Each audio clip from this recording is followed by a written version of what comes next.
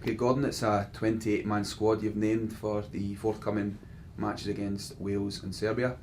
Larger than normal squad, would you say? What's your thinking behind that?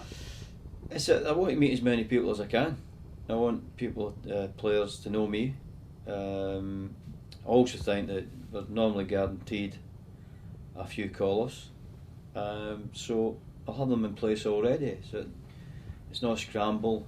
If something does happen, we'll have players in place to be able to pick up the baton and carry on from there.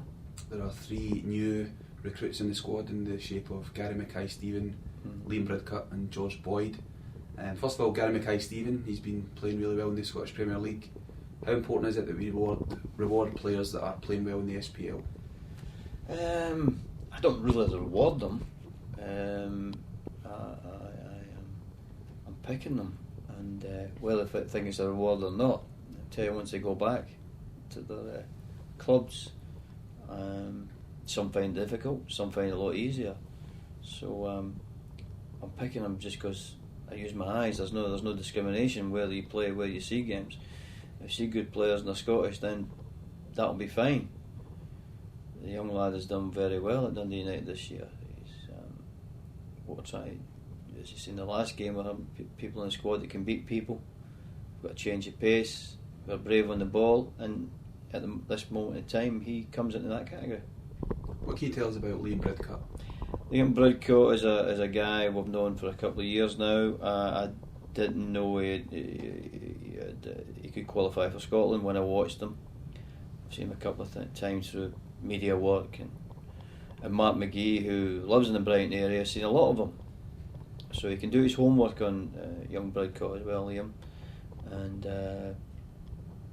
what you get with Liam is, at this moment in time, we have a kind of vacuum in the middle of the park with Fletcher and Brown missing. Two top players who play with top clubs. So there's a vacuum there.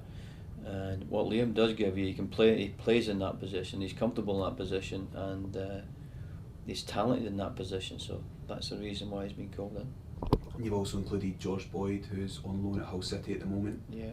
How impressed have you been with him this season? Well, it's for a few seasons now, 4 or 5 seasons. George, I remember more than that, has been a very good player at Peterborough, and he was in the B international squad, I think, a couple of years back. And I tried to sign him when I was at Middlesbrough.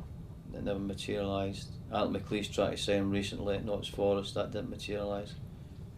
I spoke to Dan about him, Dan Ferguson, and Dan says the best player he's worked with. And I think just recently Steve Bruce said they didn't realise how good a player he was.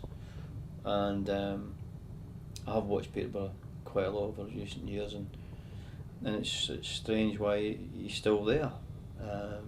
Because I think he's played very well for Peterborough and gave them a great value for money.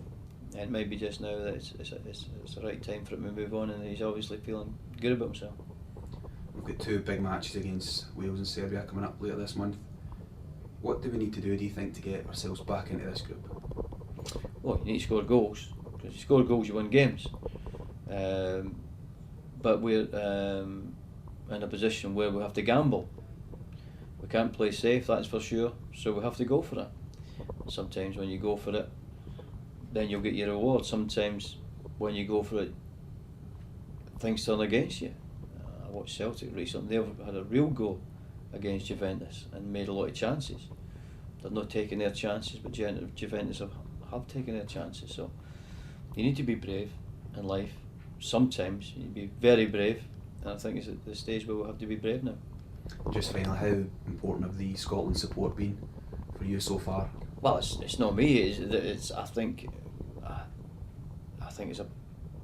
they're a huge part of what fans are a huge part of what any success in a football club has had. Everywhere I've been, that the fans play a big part in your success. There's absolutely no doubt about that. They'll also be a big part in how you deal with moments that you're not playing so well. But being a fan, especially a Scotland fan, I've been one myself. I talked to somebody who had his honeymoon at Wembley, that you do feel that you're part of the victory, and that there's none better feeling as a football player to be part of victory. But as a supporter, you do feel that you're part of any game I've been to watch Scotland where they won. I've felt my support has been helpful to the players who are playing.